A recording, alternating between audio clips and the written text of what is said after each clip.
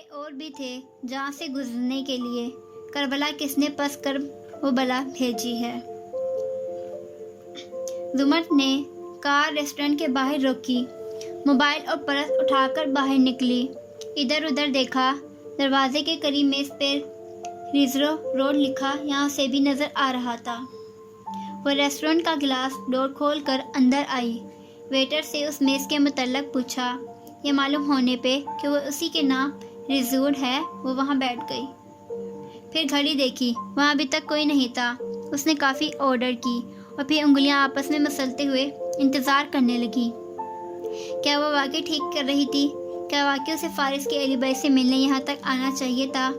اصولاً تو فارس کو چاہیے تھا کہ وہ اس لڑکی کو اس سے ملوانے لے کر آتا، لیکن کوئی بات نہیں، وہ اپنی حجت تمام کر لے، وہ سعدی کو دکھا دے کہ واقعی اس کے ماموں کے لیے کوشش کر رہی ہے۔ لیکن کیا یہ سب دکھانے کا کوئی فائدہ ہوگا؟ کیا واقعی اس کے اوپر سے خود غرضی کا لیبل اترے گا؟ ان تمام سوچوں سے سر جھٹک کر زمر نے اپنی توجہ ویٹر کی طرف مبذول کی جو اب کافی لا کر سامنے رکھ رہا تھا۔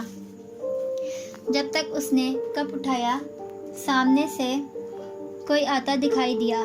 زمر نے چونک کر ادھر دیکھا، وہ زرتاشا تھی، سیاہ لباس پر سرمئی دوپٹہ گردن میں لپیٹے، وہ خاموش نظروں سے دیکھتی قریب آئی۔ کرسی کھینچی، سامنے بیٹھی، کونیاں میز پہ رکھی، ہتھیلی پہ ٹھوڈی نکائی، کافی کینہ توز نظروں سے زمر کو دیکھنے لگی۔ زمر کو دیکھ غیر مطمئن انداز میں کرسی کے کنارے پہ آگے ہوئی، سر کے خم سے سلام کیا اور پوچھا، فارس کہاں ہے؟ زرتاشا نے ہلکے سے شانے اچکائے اور زمر کو بدستور بنا پلک جھپکے دیکھتے ہوئے بولی،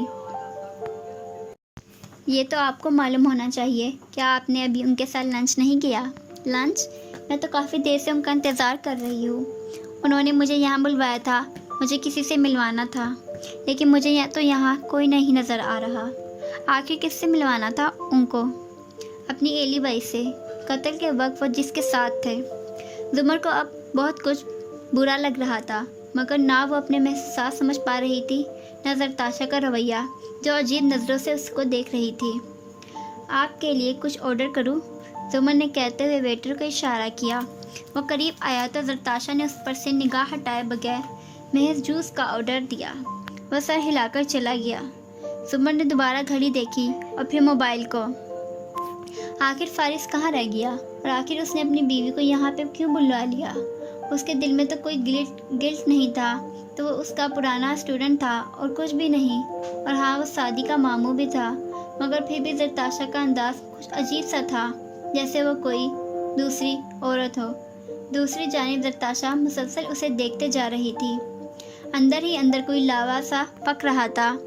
اسے یقین ہو چکا تھا کہ وہ فون زمر نے ہی اسے کروایا تھا۔ فارس پہ شک، اور باقی سب وہ صرف فارس کی توجہ کے لیے اس کا گھر خراب کرنے کے لیے کر رہی تھی۔ اسے سامنے بیٹھتی گھنگریالے بالوں والی کافی کا مگ گھوٹ گھوٹ پیتی لڑکی بہت بری لگی۔ آپ کی اور فارس کی منگنی ہوتے ہوتے رہ گئی تھی، یہ سچ ہے نا؟ زرتاشا نے اچانک سے سوال کیا تھا۔ زمر کو حیرت اور شوق کا ایک جھٹکا سا لگا۔ وہ یک ٹک اسے دیکھنے لگی۔ کم میز پہ اس کے ساتھ رکھا۔ زرتاشا اندر ایک ابال سا اٹھا، حیرت اور غصہ۔ بامشکل وہ ضبط کر پائی، آپ کو کوئی غلط فہمی ہوئی ہے، ایسا کچھ نہیں تھا۔ آپ انکار کیوں کر رہی ہیں؟ فارس نے خود اس بات کی تصدیق کی تھی کہ وہ آپ سے شادی کرنا چاہتے تھے، لیکن کسی وجہ سے ایسا نہیں ہو سکا۔ آئیبرو چکا کر وہ بولی۔ اس کے انداز میں جیلسی تھی، معصوم سی جیلسی۔ زمر بالکل سن سے گئی، اندر کوئی جوار بھاٹا سا پکنے لگا۔ اس نے سنا تھا کہ کچھ مرد بیویوں پہ دھاگ بٹانے کو کہتے ہیں کہ خاندان کی فلاں اور فلاں لڑکی مجھ پہ مرتی تھی، یہ اور وہ، مگر فارس سے اس قسم کی بات کی توقع نہ تھی۔ اس کا دل مزید برا ہوا۔ یہ انتہائی احمقانہ بات ہے، ابھی فارس آنے ہی والا ہوگا، آپ میرے سامنے بات ان سے پوچھ لیجئے گا۔ جہاں تک میرا تعلق ہے تو میری شادی تیار ہے۔ ایسے وقت میں اس قسم کی بات آپ کو کرنا اور مجھے سننا زیب نہیں دیتا۔ وہ شدید برہمی سے بولتی رخ موڑ کر دوسری جانب دیکھنے لگی۔ وہ دو عورتیں غلط وقت اور غلط موقع پہ غلط موضوع چھیڑ بیٹھی تھیں۔ زرتاشا نے ہلکے سے شانے اچکائے۔ جو آپ کہیں۔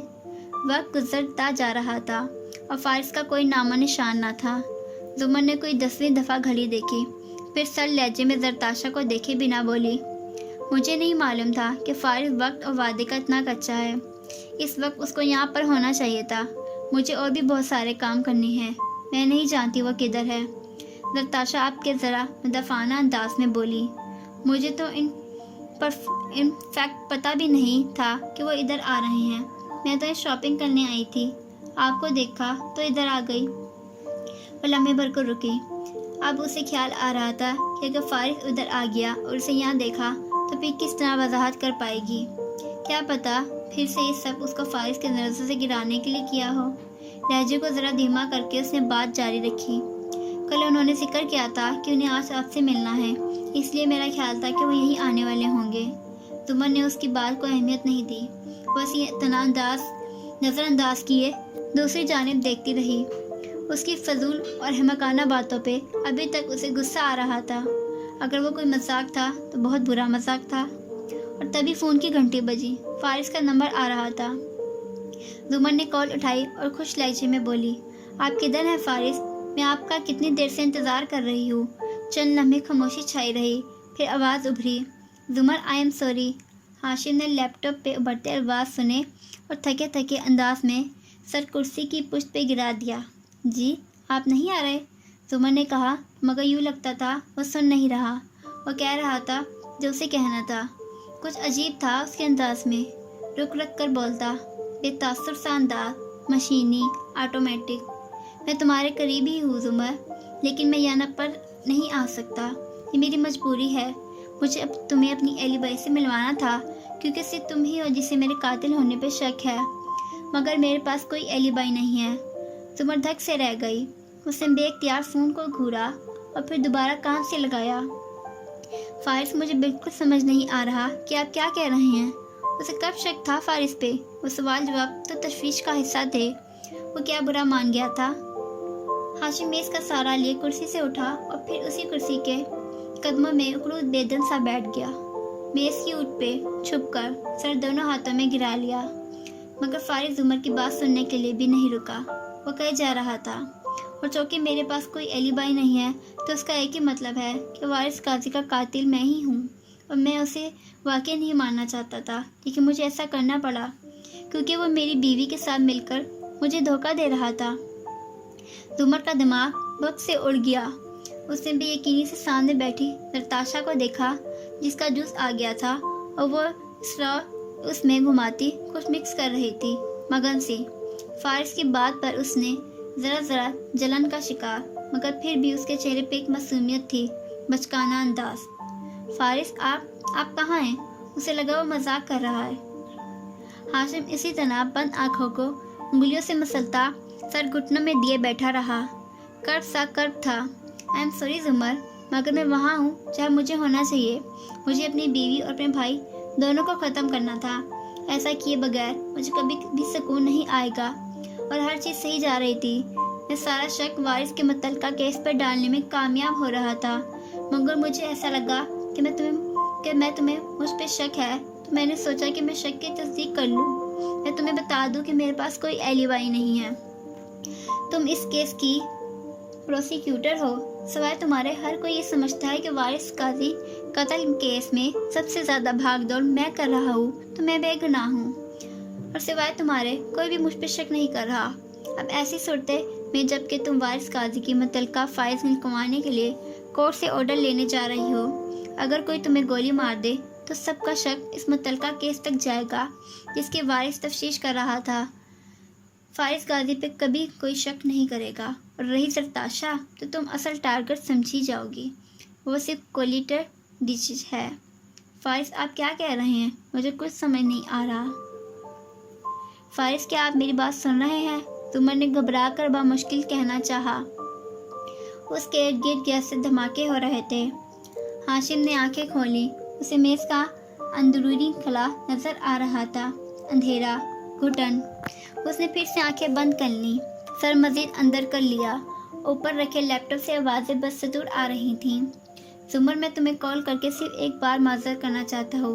मैं बिल्कुल भी ऐसा नहीं करना चाहता था, मगर मैं मजबूर हूँ। मुझे माफ़ कर देना। لیکن تمہیں بالکل تکلیف نہیں ہوگی. میں تمہیں صرف ایک گولی ماروں گا, صرف ایک گولی دل پہ, اور پھر سب ٹھیک ہو جائے گا. زمر کرنٹ کھا کر اٹھ کھڑی ہوئی. فون کان سے لگائے اس نے بدحواسی سے ادھر ادھر دیکھا. نتاشا بھی سر اٹھا کر اچنبھے سے اسے دیکھنے لگی تھی. ریسٹورنٹ تقریباً ویران تھا. اس کے پار اونچی بلڈنگز تھی, ہوٹلز تھے. یہی سامنے والے ہوٹل میں تو فارس نے اسے بلایا تھا. پھر اچانک سے چینج آف پلان, اچانک سے سب کچھ. وہ بالکل بھی نہیں سمجھ پا رہی تھی. اور فارس کہے جا رہا تھا, میں یہ سب اس لیے بتا رہا ہوں کیونکہ میں جانتا ہوں یہ میری تم سے آخری گفتگو ہے, اور اس آخری گفتگو میں تمہیں اپنی حقیقت بتانا چاہتا ہوں. نتاشا, اور تمہارے مرنے کے بعد میں جانتا ہوں مجھے سکون نہیں ملے گا, لیکن کم از کم میں اس قانونی کارروائی سے بچ جاؤں گا. آئی ایم سوری زمر. فارس, تم کدھر ہو؟ پلیز مجھے بتاؤ, میں تمہاری مدد کروں گی. جس طرح بھی ہوا میں تمہاری مدد کروں گی. زمر بے چینی سے جلدی جلدی کہے جا رہی تھی. لات کی نزاکت بھاپ کر اسے جو بھی کرنا تھا جلدی کرنا تھا. میں تمہارا کیس لڑوں گی. تم نے جو بھی کیا اس سب کی کوئی نہ کوئی وجہ ہوگی. میں کورٹ میں تمہارے ساتھ کھڑی ہوں گی. تم جو بھی مجھے کہہ رہے ہو یہ سب اٹارنی کلائنٹ پر پریویلیج کے تحت محفوظ رہے گا. میں تمہیں اٹارنی ہوں. فارس, میری بات سنو. مگر وہ نہیں سن رہا تھا اور اسی طرح باتیں کیے جا رہا تھا, بالکل کسی روبوٹک کی طرح, جیسے اسے زمر کی کسی بات پہ دلچسپی نہ ہو. اپنی جگہ سے ہلنا مت, میں تمہیں دیکھ سکتا ہوں. تم بدحواس ہو رہی ہو, مگر بالکل بھی مت ہلنا ورنہ تمہیں تکلیف ہوگی.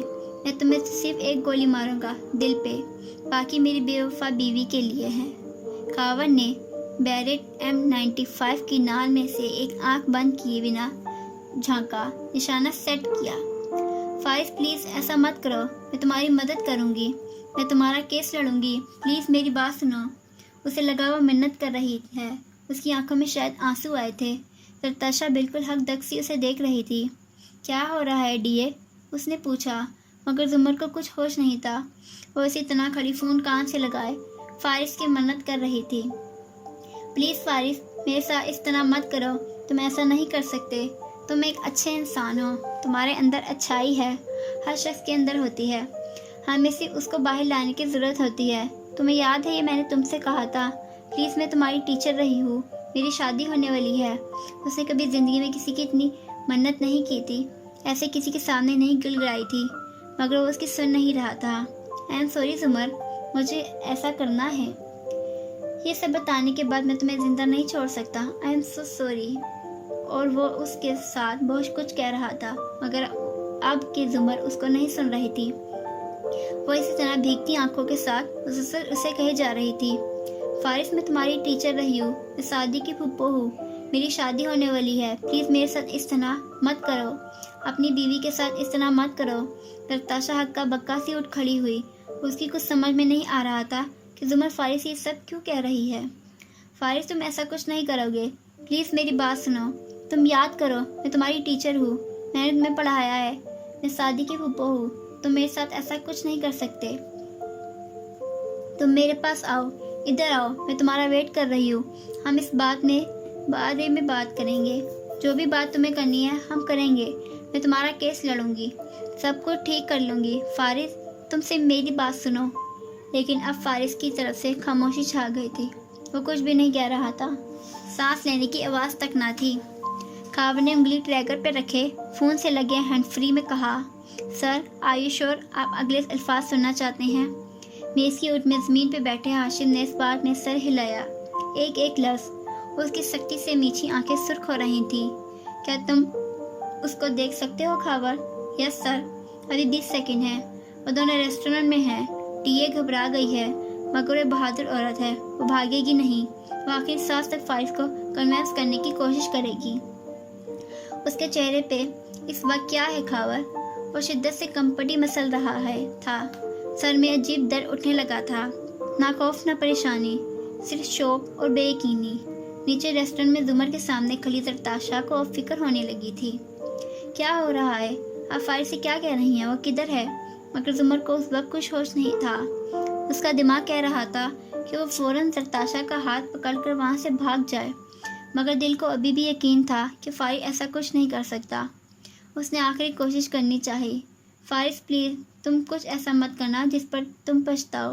میں تمہارے ساتھ ہوں، میں تمہارا کیس بھی لڑوں گی اور میں تمہیں سپورٹ بھی کروں گی۔ پلیز فارس، کیا تم میری بات سن رہے ہو؟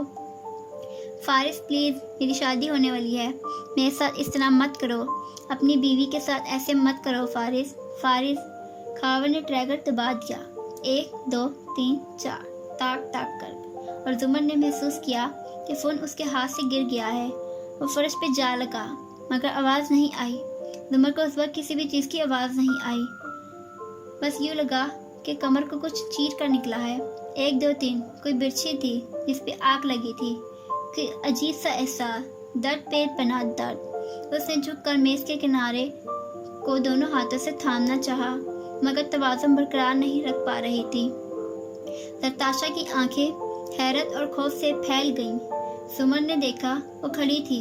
زمر کو اب وہ اونچائی پہ لگ رہی تھی کیونکہ وہ خود گرتی ہی جا رہی تھی۔ اس نے لوگوں کو اپنی طرف بڑھتے دیکھا، اس نے نتاشا کو گرتے دیکھا۔ وہ اندھے منہ زمین پہ جا گری۔ اسے ماربل کا فرش اپنے گاڑوں سے ٹکراتا محسوس ہو رہا تھا، ٹھنڈا فرش، سخت سے سخت، دل جیسا ٹھنڈا۔ اس کے علاوہ زندگی میں ہر احساس ختم ہو چکا تھا۔ ہاں، شاید کوئی اس کے پاس تھا، کچھ سرخ سرخ سا تھا، کوئی سرخ سی شے تھی جو اس کی کمر سے نکل کر اس کے ارد گرد بکھر رہی تھی، سفید ماربل کے فرش پر، اس کے ہاتھوں پر، اس کے چہرے کے قریب۔ وہ بہتی جا رہی تھی۔ وہ پانی نہیں تھا، وہ پانی سے گاڑھا تھا۔ ہاشم کے آفس میں اب خاموشی چھائی تھی۔ اس نے آنکھیں کھولیں، شکستگی سے اٹھا، تھکا تھکا سا کرسی پہ بیٹھا، لیپ ٹاپ بند کیا اور سست روی سے انٹر کام اٹھا کر بولا، حلیمہ 1 کپ کافی لاؤ، اور پھر جب تک میں باہر نہ نکلوں کسی کو اندر نہ آنے دینا، میں کچھ وقت تنہا رہنا چاہتا ہوں۔ پھر آنکھیں بند کر کے سر سیٹ کی پشت سے ٹکا دیا۔ صبح کی 1 سہ پہر زمر یوسف کے نام، نتاشا قاضی کے نام۔ تمہیں کسی جنت میں رہنے کا شوق تھا نتاشا، تمہاری یہ خواہش بھی فارس کی جگہ میں نے پوری کی۔